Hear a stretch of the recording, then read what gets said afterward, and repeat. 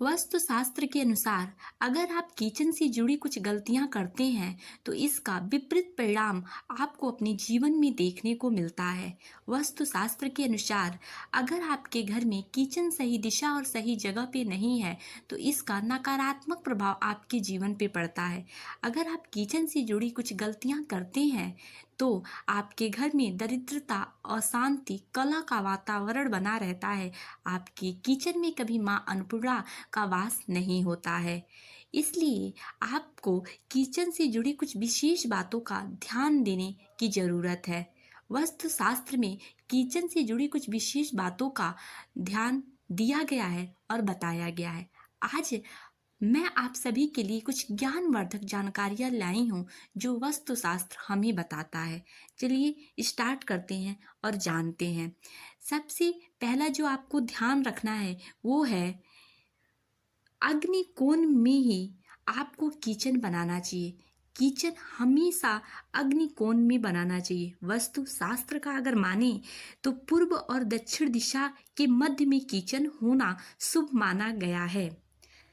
Number 2 जो वास्तु शास्त्र में बताया गया है वो ये है कि अन्नपूर्णा देवी की तस्वीर आपको अपने किचन में पूर्व की दिशा में लगाना चाहिए, जिससे माँ अन्नपूर्णा देवी का वास आपके किचन में हमेशा हमेशा बना रहे, उनका आशीर्वाद आपके किचन पे बना रहे। नंबर 3 वास्तु शास्त्र के अनुसार मकड़ी की जाल आपके किचन में नहीं होना चाहिए। मकड़ी के जाले अगर आपके किचन में हैं तो आपके किचन में माँ अन्नपूर्णा देवी का वास कभी नहीं होगा। वास्तुशास्त्र के अनुसार जिस किचन में मकड़ी के जाले होते हैं उस किचन में माँ अन्नपूर्णा देवी का आगमन कभी भी नहीं होता है। नंबर 4 अगर आपके किचन में टोटी से पानी टपक रहा है, नलके से पानी टपक रहा है तो इसे भी अशुभ माना गया है।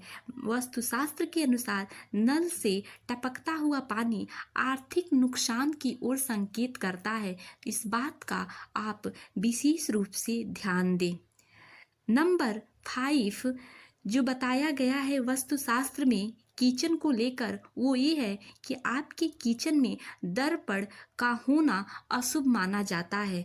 कहा जाता है कि अगर आपके किचन में दर्पण है, शीशा लगाया गया है तो उस शीशे में अगर अग्नि दिखाई देगा तो ये दिखाई देना अशुभ माना जाता है। कहा जाता है कि जो आपका किचन होता है वो ऊर्जा का स्रोत होता है, ऊर्जा का भरपूर स्रोत होता है और अगर आप दर्पण लगवाते हैं तब वो ऊर्जा दोगुना हो जाता है जो आपके स्वास्थ्य के लिए हानिकारक होता है।